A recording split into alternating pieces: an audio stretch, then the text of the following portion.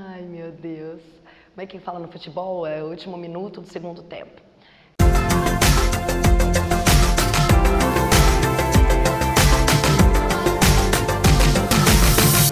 Digam oi, Lilica. Oi, Lilica. Sou a Lilica, professora de gramática e de redação aqui da Oficina do Estudante.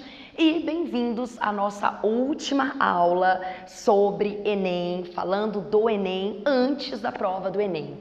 A ideia é trabalhar com 20 temas possíveis para a prova de redação do Enem. Reparem, mais uma vez, possíveis. A ideia é a gente dar uma olhada nesses assuntos, nesses tópicos, nesses temas e perceber em cada um deles 3, 4, 5 dessas 5 características que normalmente estão presentes em um assunto abordado numa prova de redação do Enem, né, do Exame Nacional do Ensino Médio. A parte final da nossa lista aqui traz na posição número 16, doação de órgãos no Brasil. Um tema bem a cara do Enem, é um assunto que interessa a todos nós um dia talvez vamos precisar de um transplante de órgãos, ou talvez conhecemos, ou vamos conhecer alguém que precise. É um problema sério de saúde pública. Tenho certeza de que se você acionar sua memória, você vai se lembrar de várias notícias, várias reportagens de pessoas esperando há anos, meses, anos, por um transplante de órgãos, seja ele de coração, de rim. E é muito triste, é lamentável, né? Muitas vezes a gente percebe que por falta de estrutura não há o atendimento adequado para essas pessoas. Essas pessoas muitas vezes, por ineficiência, por incompetência do Estado, não recebem uma segunda chance de viver melhor, de prosseguir a própria vida, porque não conseguem receber um órgão, não conseguem o transplante, a cirurgia, o transplante de órgãos. O Brasil é um dos países que tem um dos maiores índices de rejeição no sentido de que a maioria dos brasileiros, uma parte grande dos brasileiros não se diz doador de órgãos, né? Muitas pessoas, ao perguntarem se você é um doador de órgãos, você seria um doador de órgãos, responde que não. E é triste a gente pensar que muitas vezes o não é embasado em mitos, em mentiras, em falácias. Existem pessoas que acreditam que se o médico souber que eu sou doador de órgãos, se eu estiver mal no hospital, ele não vai me atender direito, porque aí ele está mais preocupado em usar os meus órgãos. Tem histórias absurdas que eu sei, você sabe, nós sabemos que muitas pessoas reproduzem por aí. Tem gente que acha que o corpo fica deformado, né? Como assim? O meu parente, meu ente querido, se os órgãos forem doados depois, como é que vai ficar lá no velório, no caixão?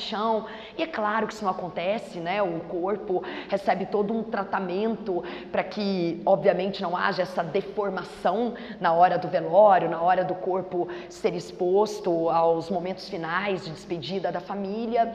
Muitas vezes, como eu disse, falta estrutura, falta conscientização, né? Falta uma logística entre o doador de órgãos e a pessoa que necessita desse órgão, desse transplante. No ano passado eu me lembro de ter lido uma reportagem que falava sobre um paradoxo do Brasil no ano de 2016. Havia aumentado o número de doadores de órgãos, mas havia diminuído o número de transplante de órgãos, né? Como assim? Aumenta-se o número de pessoas que estão doando, diminui-se o número de pessoas que estão recebendo? E a resposta desse paradoxo, dessa incoerência, é exatamente a falta de estrutura. Se muitas vezes a gente vê que não há leitos para atender minimamente os indivíduos, dá para a gente concluir que muitas vezes não há leitos para o transplante de órgãos, né? Muitas vezes não há profissionais adequados para que esse transplante seja feito, para que o transporte do órgão seja feito de maneira adequada, num tempo hábil, né? Entre o doador e entre o receptor. É um assunto que tem a ver com solução, claro, as nossas campanhas de conscientização são muito mal feitas, são muito pontuais, né? É preciso que elas sejam mais informativas, que elas desfaçam esse tipo de engano, esse tipo de mito, esse tipo de falácia que muitas pessoas ainda têm, ainda trazem consigo com relação à doação de órgãos. Tem também um outro paradoxo, não sei se você se lembra, há alguns anos, se você registrasse no seu RG que você era doador de órgãos, isso já possibilitaria naturalmente que houvesse a doação dos seus órgãos caso você morresse. Mas depois essa regra veio abaixo, então não adianta nada ter no seu RG que você é doador de órgãos, o que interessa é a voz da sua família, né? Por isso que se diz, uma das poucas campanhas que se vê ao longo do ano é exatamente a de avisar para os familiares que você é um doador de órgãos. Estou me esquecendo aqui de falar uma coisa super importante, provavelmente você sabe, claro, é possível ser doador de órgãos em vida também, né? Existem órgãos como o rim, né? Existem órgãos como a medula, que nós podemos doar, mesmo, obviamente, estando vivos. Então, é um tema a cara do Enem. O nosso 17º aqui, de número 17 na nossa lista, o surto de suicídio entre adolescentes e jovens no Brasil. Problema gravíssimo, tristíssimo, tantas tragédias das quais a gente ouviu falar, não só no Brasil, no mundo todo. No finalzinho do ano passado, no comecinho desse ano, tenho certeza que você se lembra de ouvir falar naquele jogo ridículo, jogo da baleia azul, que vitimou adolescentes e jovens, não só no Brasil, mas no mundo todo. Repito, houve reportagens, notícias falando sobre surto de suicídio entre universitários, especificamente entre estudantes de medicina. Na USP, há poucas semanas eu li uma reportagem falando sobre isso. Então são muitos fatores, né, que fazem com que os nossos adolescentes e jovens do Brasil e do mundo tenham doenças mentais graves como a depressão, né, e que acabam levando, lamentavelmente, muitas vezes ao suicídio.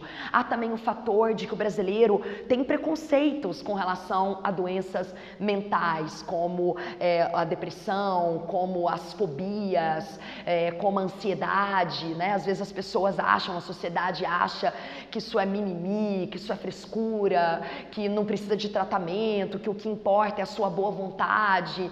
E é claro que qualquer pessoa minimamente que lê sobre o assunto, que se interessa sobre o assunto, sabe que a depressão, assim como a fobia, assim como a ansiedade, são doenças graves como outras quaisquer e que merecem atendimento, respeito, merecem tratamento, né, para que se evite, é claro, que se chegue a esse fim tão lamentável que é tirar a própria vida.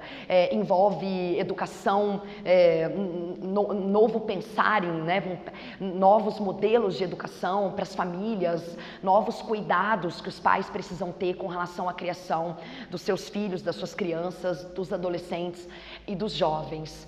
O nosso 18º aqui, outro tema, outro tópico, a cara do Enem. Caos do sistema prisional brasileiro.